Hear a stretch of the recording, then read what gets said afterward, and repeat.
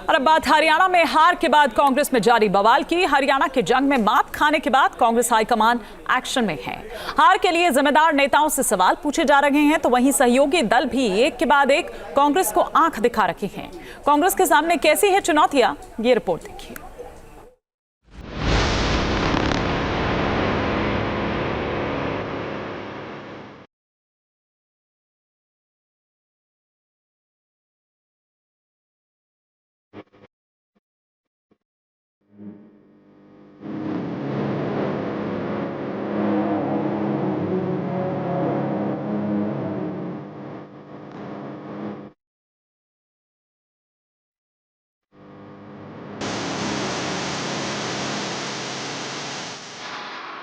गठबंधन के धर्म के अंदर आपको खुले मन से और सच्चे मन से जो है अपने अलायंस पार्टनर की मदद करनी चाहिए। इस हाल को बहुत ही गंभीरता से लिया जा रहा है, क्योंकि ये पूरा मीडिया, पूरे अग्निश पोल, पूरी वहाँ की आम जनता एक स्वर में कह रही थी, आज नहीं महीने भर से कह रही थी, 1.5 महीने से कह रही थी कि सरकार कांग्रेस की बनने जा रही है।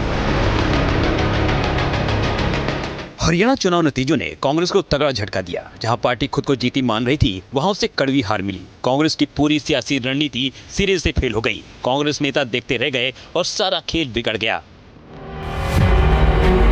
हार तो कांग्रेस के हरियाणा में हुई, लेकिन इसकी गूंज पूरे देश ने महसूस की। बीजेपी ने कांग्रेस को हरियाणा में बड़ा दर्द दिया, तो यूपी से लेकर महाराष्ट्र तक कांग्रेस के सहयोगियों ने भी जख्मों पर सिर्फ नमक ही छिड़का। इंडिया ब्लॉक के कौन कौन से दलों ने कांग्रेस को आंखें तरीरी, उसके बारे में बताएं। उससे पहले कांग्रेस में किस तरह उठापटक मची है, उसे देखिए। हरियाणा में आखिर क्यों करारी शिकस्त मिली? कांग्रेस इसकी वजह तलाशने में जुटी है। लिहाजा पार्टी अध्यक्ष मल्लिकार्जुन खड़गे के घर मंथन करने कई नेता जुटे। इसमें खड़गे के अलावा राहुल गांधी, संगठन महासचिव केसी वेणुगोपाल, हरियाणा पर्यवेक्षक अशोक गहलोत, प्रदेश प्रभारी दीपक बाबरिया, पूर्व सीएम भूपेंद्र सिंह हुड्डा और प्रदेश अध्यक्ष उदय भान भी मौजूद रहे। हालांकि कुमारी शैलजा और रणदीप सुरजेवाला जैसे नेताओं को इस बैठक से दूर रखा गया। हरियाणा में मिली हार को कांग्रेस पचा नहीं पा रही। यही वजह है कि चुनाव नतीजे पर अभी तक कोई रिएक्शन न देने वाले राहुल ने भी अपना गुस्सा बैठक में जाहिर कर दिया। हरियाणा में हार से राहुल गांधी बेहद नाराज दिखे। समीक्षा बैठक में राहुल ने कांग्रेस को मिली हार की वजह प्रदेश कांग्रेस नेताओं को बताया। राहुल ने कहा कि पूरे चुनाव में पार्टी का हित दूसरे नंबर पर रहा और हरियाणा में नेताओं का हित हावी रहा। हालांकि राहुल ने किसी का नाम नहीं लिया, लेकिन साफ पता चल गया कि उनका इशारा किस ओर था। फिलहाल बैठक में तय हुआ कि फैक्ट फाइटिंग कमेटी हार की वजहों का पता लगाएगी। तो ये खड़गे साहब ने भी, राहुल जी ने बहुत इसको लिया गंभीरता से। इसीलिए आज जो सीनियर ऑब्जर्वर्स थे और जो AICC के दोनों सचिव थे, उन सबको बुलाया गया, बातचीत करी गई, खुल के बातचीत हुई।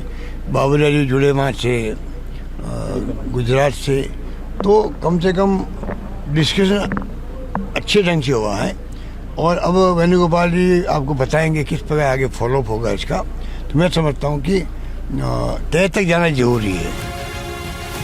कांग्रेस ने अभी तक प्रत्यक्ष रूप से किसी एक नेता पर हार का ठिकरा तो नहीं फोड़ा, लेकिन बीजेपी ने जरूर भूपेंद्र सिंह हुड्डा को कांग्रेस की हार के लिए जिम्मेदार बता दिया। कांग्रेस की हार के लिए हुड्डा जी जिम्मेवार हैं। हुड्डा जी ने खुद हरवाए हैं, कांग्रेस के उम्मीदवार हरवाए हैं और कांग्रेस के उम्मीदवार बयानबाजी करेंगे। आप कांग्रेस के हारे हुए प्रत्याशियों से पूछेंगे, वो बताएंगे हुड्डा जी ने क्या किया।